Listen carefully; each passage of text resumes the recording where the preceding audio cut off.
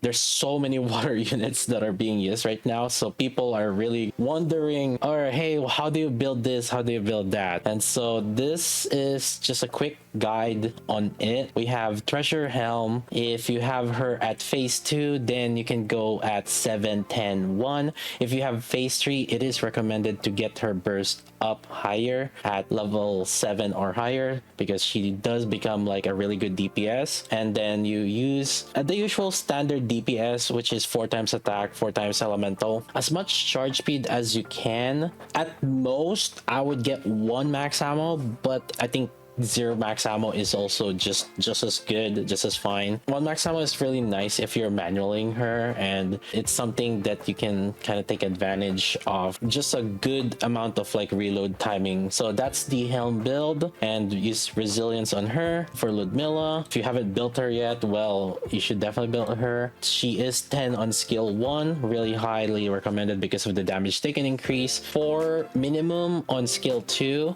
Now you can get higher for that one, just more damage, right? And 6, I say usually 6 was the minimum because of how you can start working her out with like the reload speed, where she almost doesn't lose pacing when she reloads, when she has the buff from her burst. But more is more damage, so her ideal is 10 10 10, but you can go 10 for 6, 10 for 7 for her. For ammo, I would say you should be okay with just 2 most of the time. That's the main goal for Ludmilla. 3 is good, 4 is kind of overkill, and you can go Bastion or Resilience on her. And the usual is 4 times attack, 4 times elemental for the DPS. That's the Ludmilla setup. Now let's work on Quency, because she is another DPS. I would say the minimum, if you're starving on resources, I would go with 477. But then if you want to take it a step level, you can go 7 10 10. That's my current Quency is at 7 10 10. But you can go 10 10 10 if you have like a lot of resources, your whale, right? And usual 4 times elemental, 4 times attack. For the ammo, I would go with 1 plus ammo, at least 1 ideally. The hit rate is really optional. Personally, I think I would actually change the hit rate to kind of orange actually. And the crit rate, crit damage is also decent as well, but more ammo is ideal so that she doesn't reload as much. But because of how the team building goes, sometimes she is in the crown team, sometimes she is in the Mast and Anchor team. Because of the reload buffs, the ammo isn't gonna be as necessary, especially for like a lot of the water DPSs.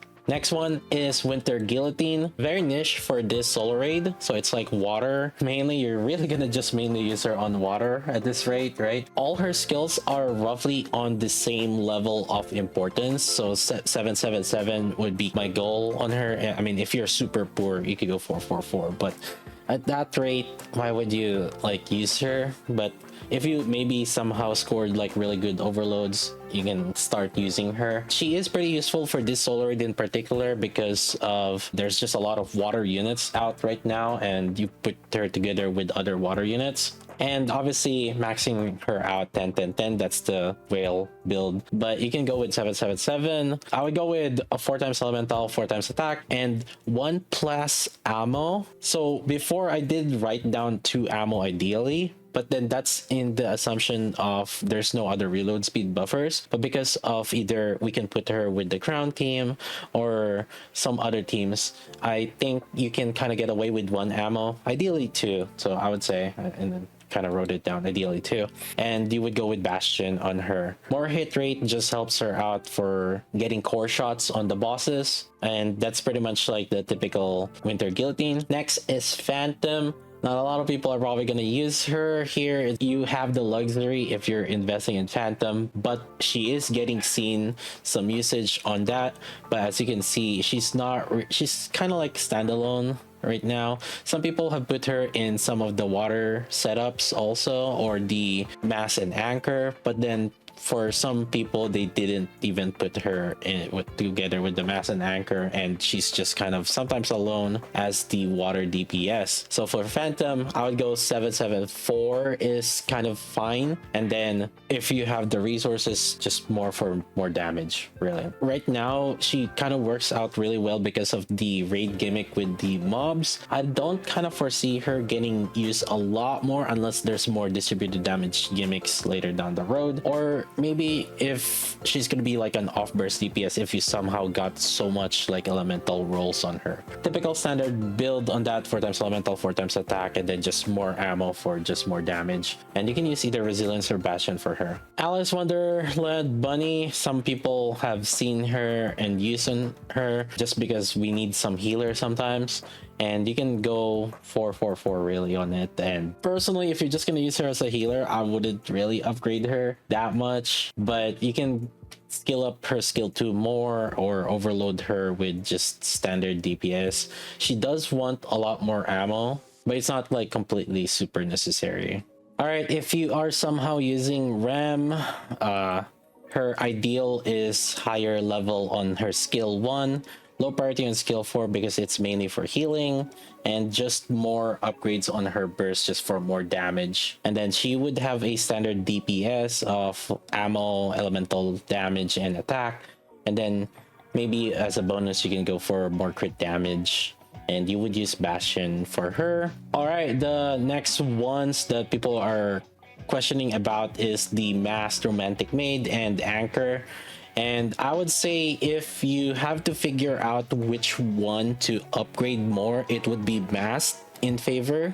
You can see a lot of the top rankers have more copies of Masked over Anchor also, but Masked is, I would say, 777. However, for skill 2, I really want that skill 2 to be level 10 so that you can put in level 10 on Masked skill 2 along with the level 7 skill 2 on Anchor. And what that will allow you is to have good infinite ammo with using resilience. For everything else, it's just more skill upgrades is better. So 7 plus on Mast and 10 skill 2 and 7 or higher on her burst. And then for Anchor, if you're in dire situation of resources, then I would start with 474 for Anchor. And part of the reason also why the skill 1 on Anchor isn't as big is because the scaling on it isn't as great. Yeah, in terms of damage increase, you're not getting a lot more, way more damage on the skill 1, so you actually don't need to do that. There's a lot more healing. That's the main thing for her. And then for her skill 2, I like keeping it at 7 if you just want to just get that infinite ammo. Obviously, for these, just upgrade more if you want more damage, but the question is, do you have that luxury?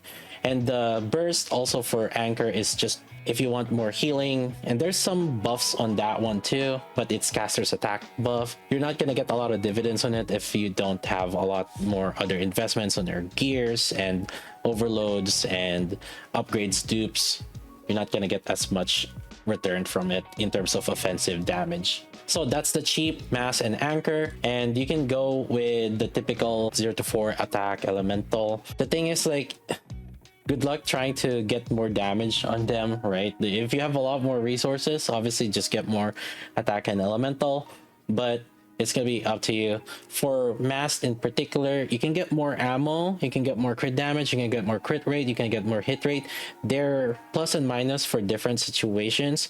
The thing for Mast though is that since you're in a reload team, you don't need as much max ammo, and since she has crit rate buffs herself, then crit rate, crit damage is not bad also. And then she also, since she loses some hit rate, she can get some hit rate buff also. There's different situations. I wouldn't say they're like super crucial which one, just pick whichever one you get is nice, but I would say the attack elemental probably is gonna be on a higher priority as usual. And then for Anchor, I do like having at least like one ammo for her, because you can get that extra reload speed. You're not gonna get that 100% reload speed uptime, and then so when you're energy gaining, having that one extra ammo is nice so that you don't have to reload at some specific times. But other than that, standard, like at more attack, more LA, and then charge speed, charge damage, crit rate, crit damage. It's whatever's really. But for supports like these, you don't really want to super min max too much on the overloads. And finally, for Viper, I would say the good thing for her would be 747 minimum if you want her with treasure, and typically the more DPS, 4 times attack, 4 times LA, and then just get more ammo and just whatever you get, really. I would say that would be the minimum, and then just increase the upgrades if you want more damage. For skill 2 in particular, I don't think you need that much, because right now, even though sure it's gonna help out on the hit rate, but then the skill 2 for Viper Treasure, is primarily gonna help you scale more on hit rate. But then there are some bosses, and especially like, you know, if it's a shotgun, right? There are some bosses where sometimes you don't need all that hit rate because the boss is that huge. For this boss in particular, it will help, but you know, maybe in the long term, it might hit you if you overspend too much on that skill too. But the skill 1 does provide some more sustained damage and some hit rate also, so you can take advantage of that. And the burst is just more damage for her sustained damage. But those are the water units that are gonna be in use right now, and I know a lot of people have been asking about this, so here's the video. Good luck, everybody. I'll post the solar raid guide soon. Be on the watch out for that, so make sure you're subscribed so you don't miss that out. And don't forget to come visit at twitch.tv/guijlv. I stream there more often than in YouTube. I'll see you guys next time.